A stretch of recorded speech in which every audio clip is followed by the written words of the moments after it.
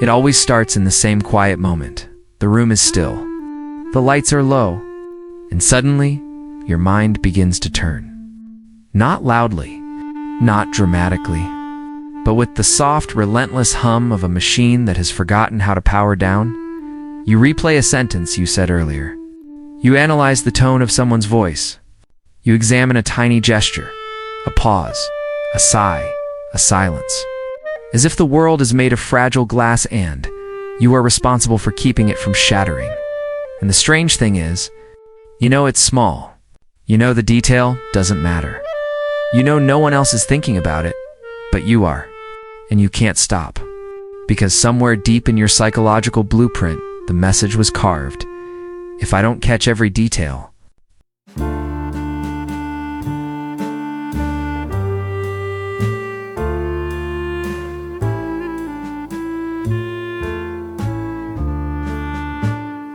something bad will happen. This is the core paradox of the overthinker. The vigilance that once protected you is now quietly consuming you.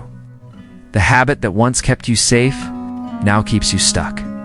Overthinking becomes a form of self-surveillance, internal, hyper-monitoring, and outdated security.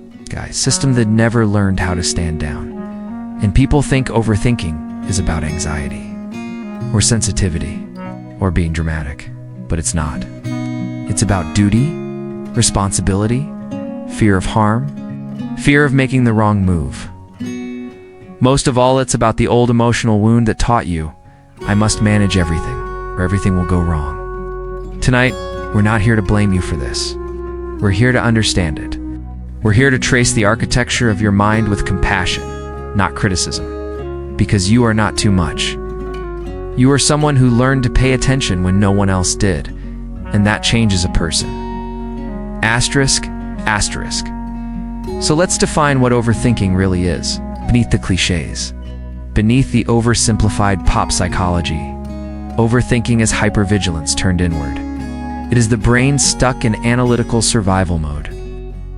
Long after the danger is past, but overthinking rarely grows out of nowhere.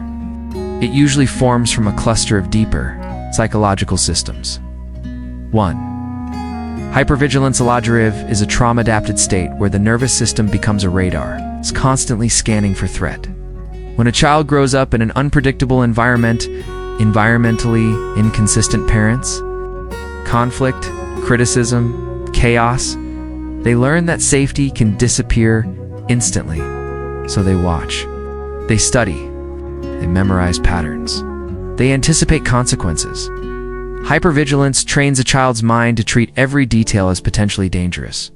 As an adult, this turns into, how will this message be interpreted? Why did they pause? What did that emoji mean? What if I made a mistake I haven't noticed yet? The brain doesn't relax. It analyzes DO2, the default mode network DMN, neurologically. The DMN is the brain network activated during self-reflection and rumination. For overthinkers, the DMN becomes overactive like a background app that drains all emotional battery. It loops, replays, simulates worst-case scenarios, creates imagined fallout from imaginary mistakes. The DMN builds a mental theater in which you are, both the actor and the judge. 3. Emotional. Neglect schema. Children who grow up emotionally unsupported often internalize a painful belief. No one will help me, so I must handle everything alone. This schema creates a lifelong tendency to overanalyze, overprepare, overperform, overgive. You feel compelled to anticipate harm before it occurs, because you learned early that your feelings, mistakes, or needs were your responsibility alone. How these systems reshape a person when hypervigilance, an overactive DMN, and emotional neglect converge. They create a psychological identity that interprets the world as something to be managed, not lived. The nervous system remains braced. The mind becomes a microscope, and the self becomes a problem to solve. Overthinking is not a flaw. It is a response to unpredictability, a response to unearned responsibility, a response to childhood environments where small details did matter because they dictated whether you would be ignored, comforted, criticized, punished, or left alone. You learned, details keep me safe. Your mind never stopped believing it. Asterisk, asterisk, but every adaptation has a cost. And overthinking carries a heavy, unfixable grief. Because overthinking is not just mental inflammation, it is emotional exile. An exile from your own peace, your own spontaneity, your own ability to rest. You sacrifice authenticity for acceptance. You silence your real feelings to avoid conflict.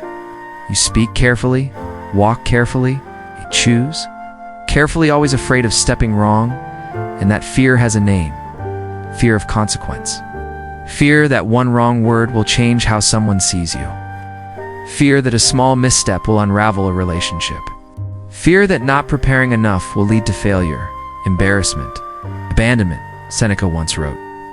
We suffer more in imagination than in reality. But overthinkers don't suffer in imagination out of choice. They suffer there because their imagination was trained by fear. Overthinking steals life's simplest moments. You try to rest, but your mind asks, did I forget something? You smile at someone, then later think, was that awkward? You send a message, then replay it 10 times. Did I sound strange? You try to sleep, but your brain begins its nightly audit. Where did I go wrong today? This is the emotional burden, living in a constant state of self-surveillance, monitoring your tone, editing your personality, adjusting your presence, and the deepest grief is this: you're still trying to prevent a disaster that already happened. Someone hurt you with unpredictability. Someone taught you that mistakes equal punishment. Someone made your certainty feel unsafe. So now, as an adult, you take responsibility for every detail because you learned that no one else would. Asterisk, asterisk, overthinking doesn't remain a childhood pattern, it grows into a full adult operating system. Here's how it appears across your life. Relationships, you might assume people are upset with you when they're not. Rehearse conversations in advance. Apologize excessively. Avoid conflict because every disagreement feels like danger. You become an emotional contortionist, stretching yourself into whatever shape feels safest. Career, you might spend hours perfecting small tasks. Fear making mistakes because mistakes feel like failure of identity, not behavior. Over-prepare to avoid criticism. Say yes too quickly and regret it later. You become the dependable one, the one who never drops. A detail because competence became your shield. Self-worth, you might believe you are only as valuable as your performance. Judge yourself for small errors with severity. Feel unworthy of rest? Your identity becomes tied to flawlessness. Boundaries, you might struggle to say no. Fear disappointing others. Take responsibility for other people's emotions.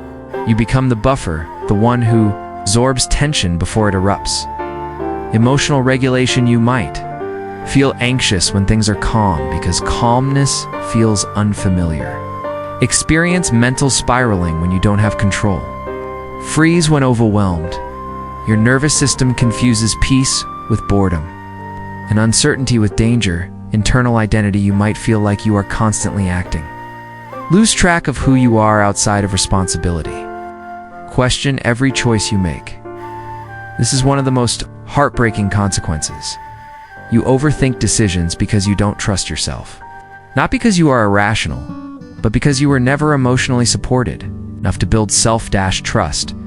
Seeing the pattern clearly, this is where unlearning begins, not by forcing yourself to stop overthinking, but by witnessing the pattern with compassion. You are not too much. You are someone who learned too early that mistakes have consequences. Someone who never got to experience safe uncertainty. Someone who carries the weight of hyper-responsibility quietly. Without praise, without acknowledgement, unlearning begins with a single truth.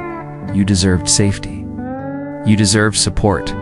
You deserved a childhood that didn't require overthinking. Now you must learn to give yourself what you never received. Asterisk, asterisk, healing overthinking is not about thinking less. about feeling safer, you don't need to destroy the habit. You need to update the system, just like a computer running old survival software. Your mind must learn that the threat is gone. Here are real, grounded tools for healing. 1. Inner child reparenting speak. To the younger version of yourself who carried too much responsibility, tell them you don't have to hold everything anymore. Parenting rewrites the belief that safety is earned through perfection too. Shadow. War. Explore the parts of you that fear mistakes, conflict, and judgment. Not to criticize them, but to integrate them. Your shadow holds the key to your autonomy. 3. Nervous system regulation or think.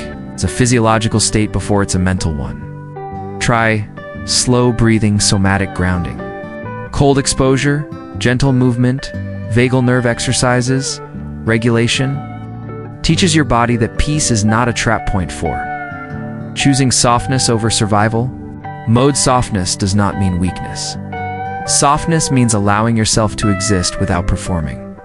It means letting go of the belief that responsibility equals safety. Carl Jung once wrote, "Until you make the unconscious conscious, it will rule your life and you will call it fate." Overthinking is not your fate. It is your unconscious trying to protect you. And now you are learning to protect yourself in a different way. Closing message, you don't need to be fixed. You don't need to erase this part of you. You don't need to become someone entirely new. Your goal is not to be perfect. Your goal is not to be calm all the time. Your goal is not to eliminate every fear. Your goal is to become whole. To reclaim the parts of you that were shaped by fear and reshape them with understanding, compassion, and truth. If you found comfort in this, if it felt like someone finally understood what you carry, consider sharing this video with someone who overthinks quietly too. And if you want more content like this, more psychology, more depth, more clarity, you're welcome to stay, subscribe, and continue this journey with me. You are not broken. You are unfolding, and that is enough.